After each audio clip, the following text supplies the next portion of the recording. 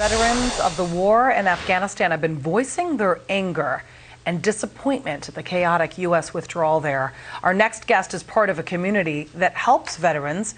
Sheehan from the Iraq and Afghanistan Veterans of America SEAL Team Intelligence Officer for 9 years, vet of the Operation Iraqi War, Iraqi Freedom, and was in high school for the 9/11 attacks. It is unbelievable. When we just heard that story, by the way, 20 years later, the Khalid Sheikh Mohammed is now finally going to trial. I mean, you were in high school. That just goes to show why so long for justice.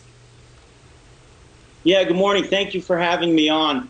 You know, our veterans are obviously outraged. They're absolutely heartbroken what's going on in Afghanistan that have unfolded over the past 2 weeks.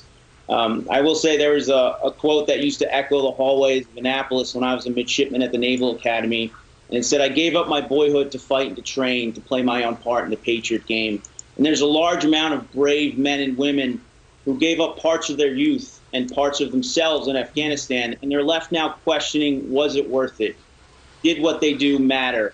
And they shouldn't have to shoulder that burden. We've had 4 administrations ask our brave men and women to go into harm's way, and every single time they answered the call without hesitation. And they did it not because they hated what was in front of them, but because they loved what was behind them. And what they love about this country is that they know no matter where they are in the world, in uniform or out, if they're pinned down or trapped, our country will go and get them. We have a sacred responsibility with our citizens to our government to not leave people behind. And we're not doing it right now. We're leaving American citizens in Afghanistan hanging fire, and it's unacceptable. And it's a real shame and slap in the face to all those veterans, especially those that have been in Afghanistan. We've been there for 20 years. And now, as the nation prepares to memorialize the 9/11 attacks 20 years later, you combine those two and you talk to veterans who feel as if they've somehow regretted ever enlisting. And you remember after 9/11, many people were called to duty. And now they watch the fallout from the Middle East, and I'm wondering how they're feeling about that now. Yeah, so I mean, a lot of veterans, like I said, are heartbroken. You know, there's another Irish guy by the name of Kennedy who said that victory has 1,000 fathers and defeat is an orphan.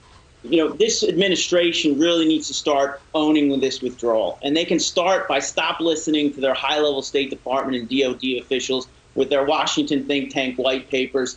I don't know what white paper said to go play footsie with the Taliban on this withdrawal, but we should crumple it up and toss it in the garbage. Our #1 priority, and from the get-go, should be getting U.S. citizens out of Afghanistan. You know, I've talked to a number of veterans, and I think, you know, with the majority of Americans, too, we're okay with leaving Afghanistan, but we're not okay with what was taken from us as we left.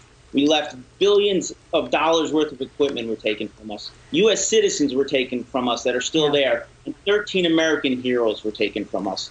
You know, I could tell you that I spent just under a decade in military intelligence, so I understand our capabilities. And what I would do is literally darken out the sky with our air superiority. I would throw up F-18s, A-10s, Predator drones, and any other gunships that we have, and couple forces on the ground, carve out a path for U.S. citizens to get to the airport and make sure they get out. Sheehan, thank you very much. On the screen is veteranscrisisline.net. That's veteranscrisisline.net. That's the Veterans Crisis Hotline. We urge any veteran watching right now who needs help to seek it. Will, thank you. Thank you. Anita.